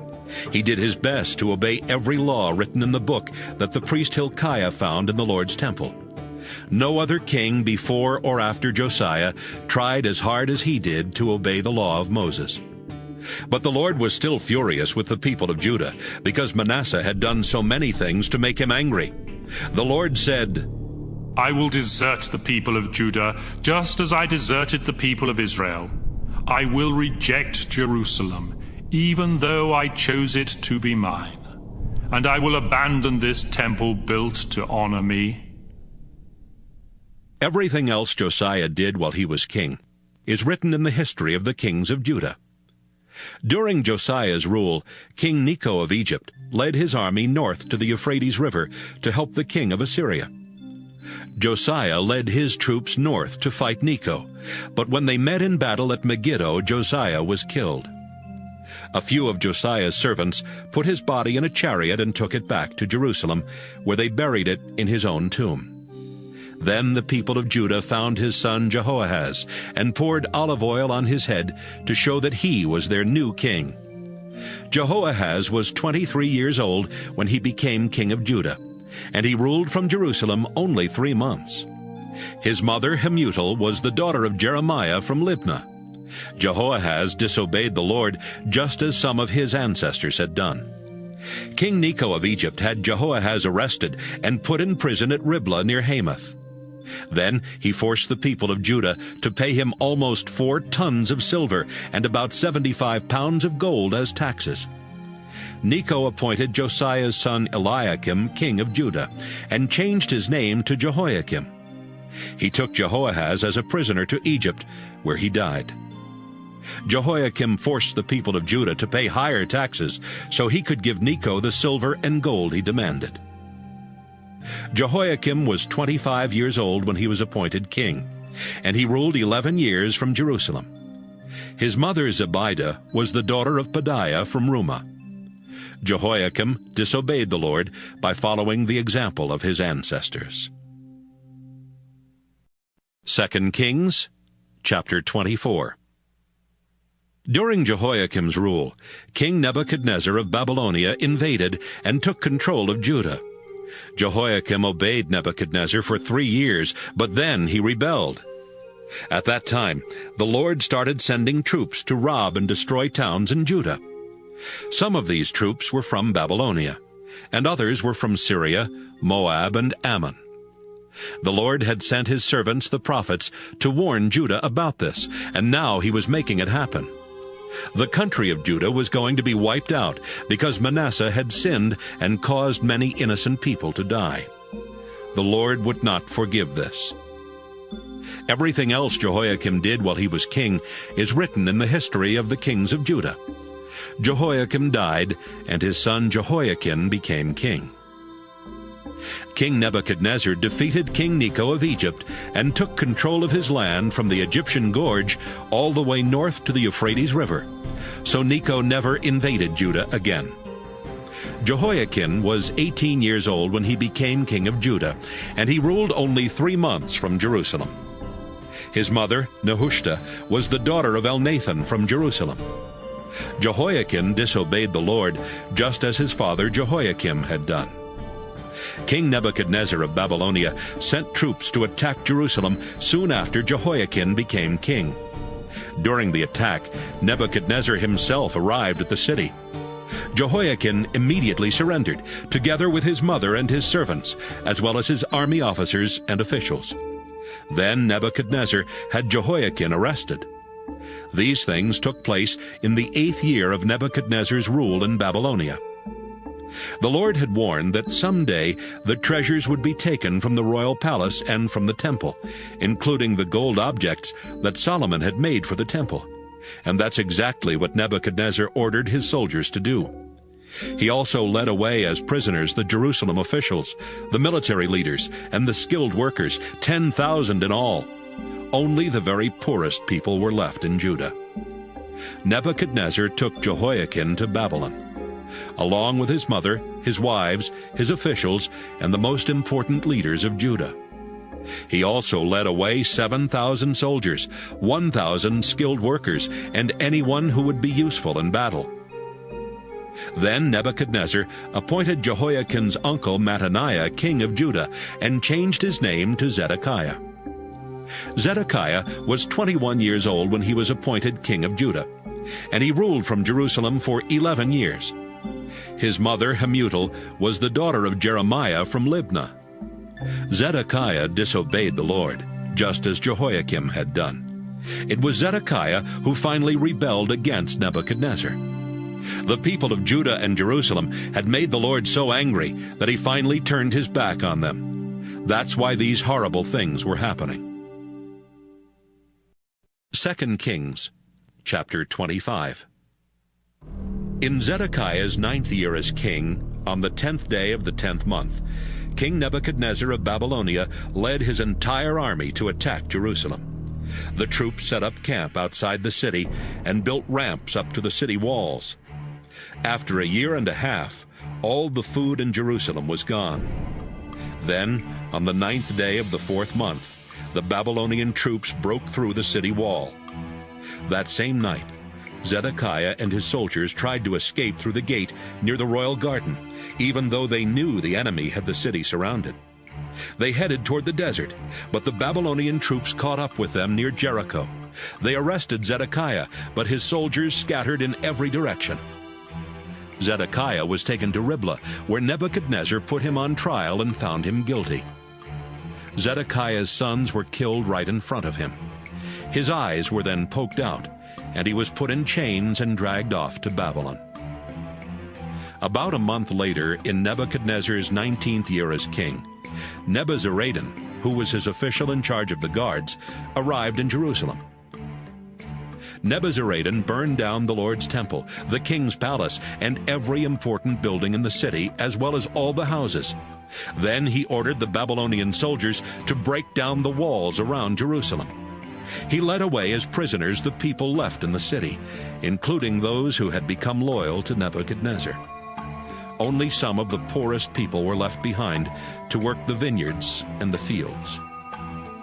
The Babylonian soldiers took the 2 bronze columns that stood in front of the temple, the 10 movable bronze stands, and the large bronze bowl called the Sea.